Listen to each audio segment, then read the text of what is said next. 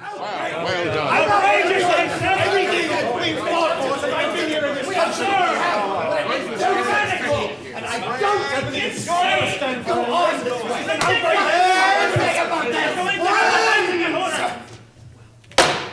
I call this meeting of the Trustees of St. Peter's to order. Oh, I came to this new republic seeking toleration. I could have stayed in Ireland if I liked a fresh hand. Catholics have been persecuted long enough! I agree with you. Mr. McCarthy, Mr. Morris, please, everybody, take your seats.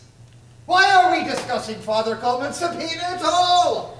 Because now is the perfect time! DeWitt Clinton is a friend of the Irish. If he hears this case in the mayor's court, we have a good chance of succeeding. I don't agree with you. It's always your time. No, that's He's a good man.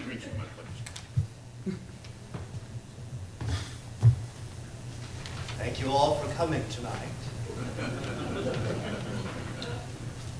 Let it be clear that in no way are we being forced to sacrifice our religious beliefs for the good of the judicial system. I spoke with the counsel for the prosecution, Mr. Gardner, who offered to take a nolle prosequi in this case. What does that even mean? Meaning he would not contend that Father Coleman must testify, resulting in a one-sided argument of the case at hand.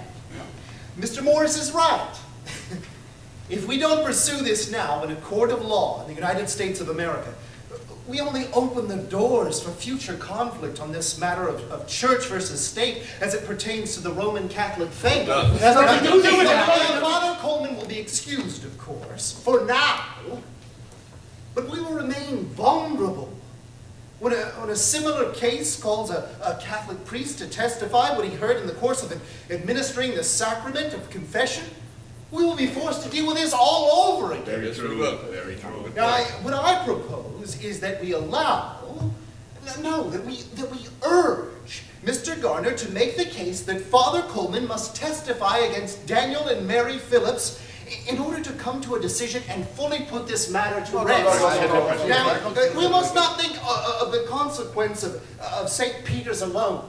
St. Patrick's near Bowery Road is under construction as we speak. No, we must think of all parishes, all present and future congregations that fall under the same moral and judicial dilemma in our young country. No, I think it's going to continue to happen. I think you're going to let it happen. Oh! Mr. Blake? You all know me. Although I'm a lawyer, I had not come to this meeting prepared to speak. Although this question must be considered of high importance to every member of the Roman Catholic Church, I'm very willing to leave the discussion to Mr. Sampson and Mr. Riker, both able gentlemen into whose hands it has fallen and from whom it cannot fail to receive every justice.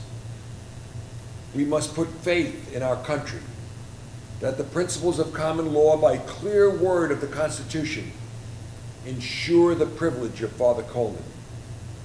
All we can do is hope that we shall never again hear of such a question being brought forth in any court of justice. I'm in agreement with the chairman. We recognize that this matter for all of us is very personal and timely in its nature. We must act in the name of progress.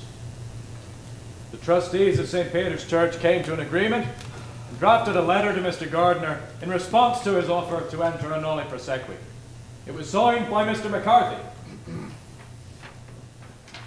Whereas it has been represented to the Board of Trustees of St. Peter's Church in the City of New York that the Reverend Dr. Coleman, the pastor of said church, has been called as a witness to testify therein, and that thereupon he declared he knew nothing touching the matter inquired of him, but what had been communicated to him in the administration of the sacrament of penance or confession, in which he avowed himself to be bound by the law of God and the canons of the Catholic Church to a perpetual and inviolable secrecy. But the knowledge thus obtained cannot be revealed to any person in the world without the greatest impiety. and a violation of the tenets of his religion, that it would be his duty, according to his religious principles, to suffer death in preference to making the disclosure, and that this hath been the uniform faith and doctrine of the Catholic Church. That he was advised by counsel the enlightened and liberal provisions of the Constitution of this New York protected him in the silence which his faith enjoins upon him, and therefore he respectfully requested the court to protect him in the exemption in which he claimed. And whereas, for the purpose of maturely considering the question, I consented in my capacity as district attorney to delay the trial of the cause until a future sitting of the court.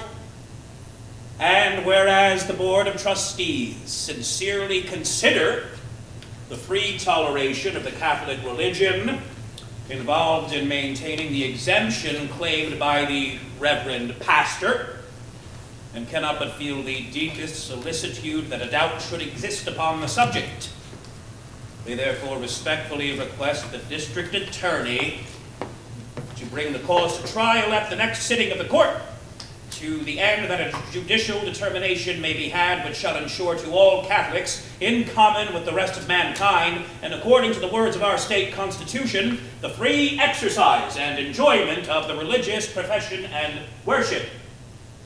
The trustees hope that the district attorney will be pleased to signify to them at what time he will probably bring the question to a hearing.